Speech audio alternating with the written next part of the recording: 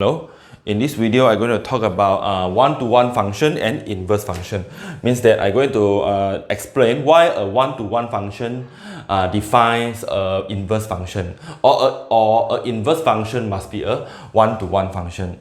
So for example, if you have a object, B, A, B, C, and you have image here to be E, F, G, for example.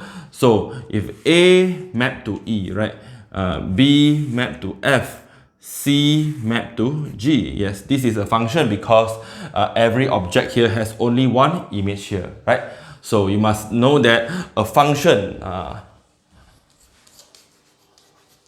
what is a function? Function must be a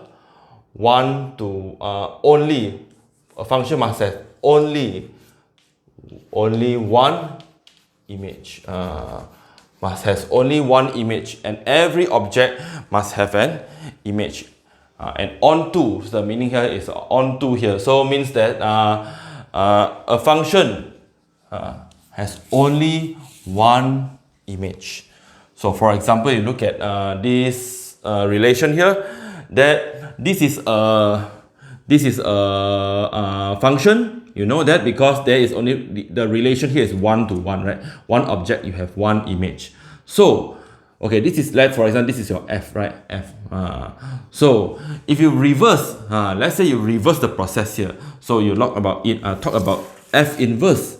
F inverse. So you're going to talk about the reverse process, right? The reverse mapping. So A, B, C. So you're going to mapping E back to A and F to B and G to C. So this is a F inverse, right?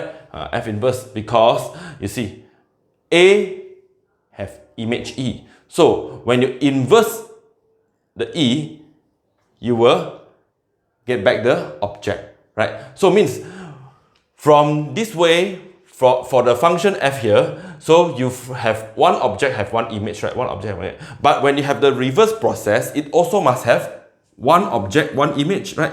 You see this object, you have one image. This object, you have one image. This object, you have one image. Now this one become the object, right? Because you reverse the process, right? So this is also a function, right? It's a function. So let's look at this type of relation. Let's say you have A, B, C, D, E, F. Alright. So A, D, B to E, C to E, right? C to E. So this is as you know that in the previous video I talked about, this is a many to one, right? Many to one relation, right? It's also a function, but this is a function. So when you go from the domain here to here, for F, it is a function. But the thing happen is when you draw the reverse process, means the reverse process here. So D and E and F, right? So then you have D to A. If you reverse the process, E will go back to B and C, right? E will go back to B and C. So from the left to the right, from the domain to the range here is a function because why? Every object has an image, right? And every object only has one image. So this is a function. But when you reverse the process, for many to one relation, it will become a problem because why? This is okay, but for this object,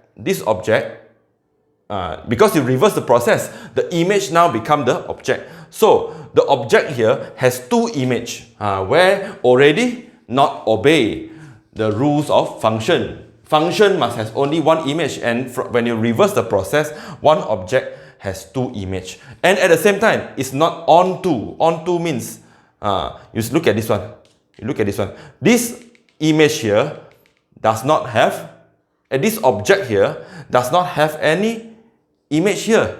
So which is already every object, each and every, the rules of function, each and every elements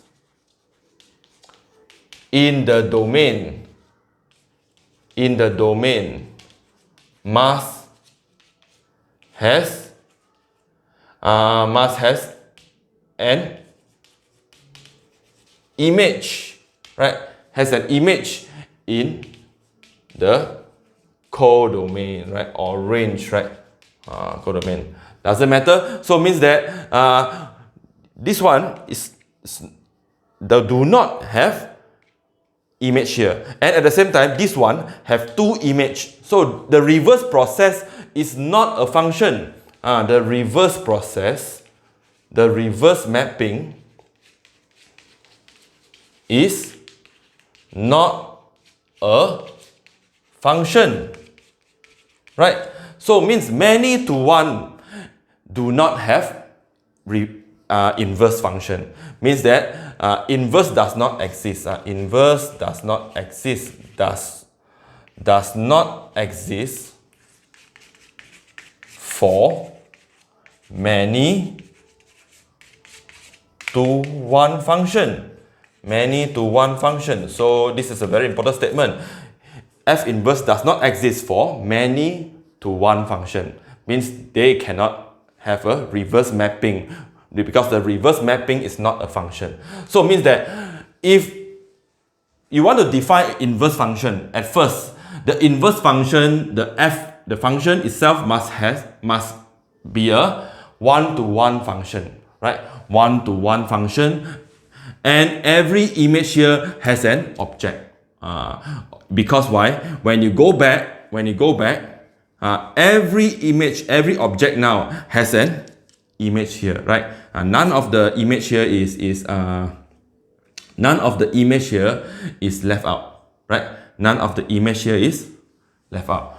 So now very clear is that the function, in order for the inverse function to exist, it must be a one-to-one function, because the reverse process is also one-to-one, right? So very simple. So this is the concept. So when I said, determine whether the inverse function exists or not, the most important thing is it must be a one-to-one function. Alright, it must be a one-to-one function. Even though many to one is a function, but the reverse process, reverse mapping, is not a function. So it means that the inverse does not exist. So inverse does not exist for many to one. So there is only inverse function must be a one-to-one function.